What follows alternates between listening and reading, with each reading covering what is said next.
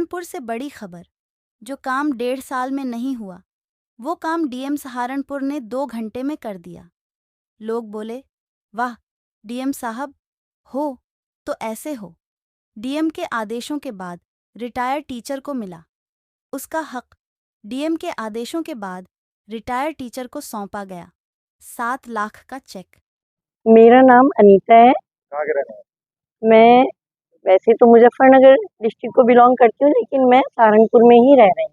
ये एक्चुअली में क्या था कि मैं 31 मार्च 2023 में रिटायरमेंट हुई थी मेरे, और मेरा कुछ ग्रेच्युटी से संबंधित पैसा आना था जो 30 दिन के अंदर अंदर आ जाता है। तो उसको लेकर मैं परेशान थी, कभी लेखा के चक्कर काट रही थी, कभी अपर निदेशक कोषागार के चक्कर काट रही थी। कभी वो एरर बताते थे, कभी कहते थे कि क्या कहते हैं जॉइनिंग डेट में कहीं वो है आपका, तो समझ में नहीं आ रहा था क्या करें। काफ़ी दिनों से पजल चल रहे थे हम लोग।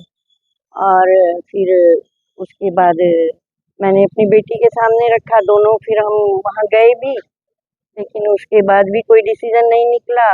और बेटी के साथ भी कुछ ऐसी स्थिति बन गई कि मतलब मिसबिहेव जैसी स्थिति हो जाती है, मानसिक रूप से परेशान करने वाली स्थिति हो गई।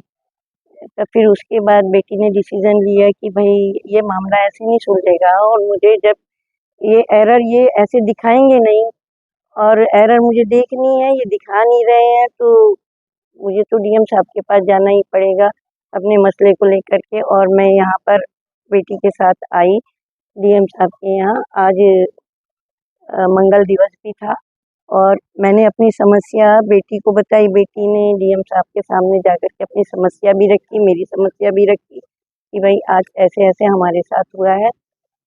और कुछ उन्होंने कहा, डीएम साहब ने हमारी समस्या का निवारण किया, और हम डीएम साहब के बहुत आभारी हैं।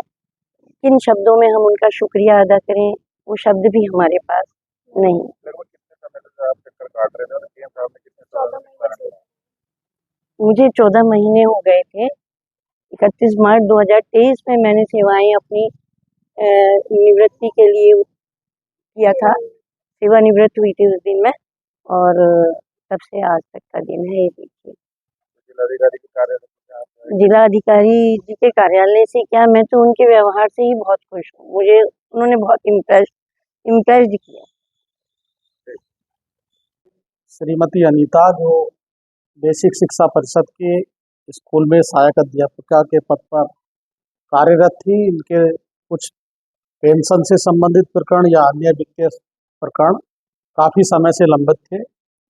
इनकी बेटी कीर्ति मेरे पास दोपहर जन सुनवाई के समय काफ़ी परेशान और रोती हुई मेरे पास आई कि उनके द्वारा बताया गया कि मेरी मम्मी का प्रकरण काफ़ी समय से लंबित है, और मैं आज उनके कार्यालय में गई थी। मुझे वहाँ पर बहुत ही दुर्व्यवहार किया गया, अच्छे ढंग से पेश नहीं हुए, और मुझे आशा नहीं है कि मेरे मम्मी का कार्य होगा, जिसके संबंध में मैंने तत्काल अपर निदेशक कोषागार से बात की और उनको अपना रेफरेंस लेकर भेजा कि इस प्रकरण का निस्तारण 5 बजे तक आज अवश्य हो जाना चाहिए।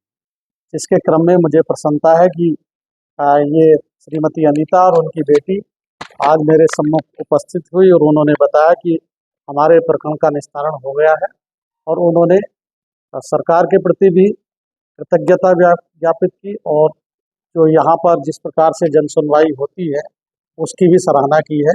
मैं सभी कार्यालयों के अध्यक्ष से, विभागाध्यक्ष से अनुरोध करूँगा कि वे अपने अपने विभाग से संबंधित समस्त लंबित प्रकरणों की समीक्षा करें, और किसी भी सेवानिवृत्त कर्मचारी का कोई भी कार्य किन्हीं भी कारणों से लंबित नहीं होना चाहिए। और मैं काउंटिंग के बाद, आचार संहिता समाप्त होने के बाद, प्रत्येक विभाग के ऐसे कर्मचारियों के लंबित कार्यों की समीक्षा करूंगा, और उसमें जो भी कोई पाया जाएगा कि उन्होंने अनावश्यक रूप से प्रकरण को रोका हुआ है, ऐसे लोगों का उत्तरदायित्व निर्धारित करते हुए कार्रवाई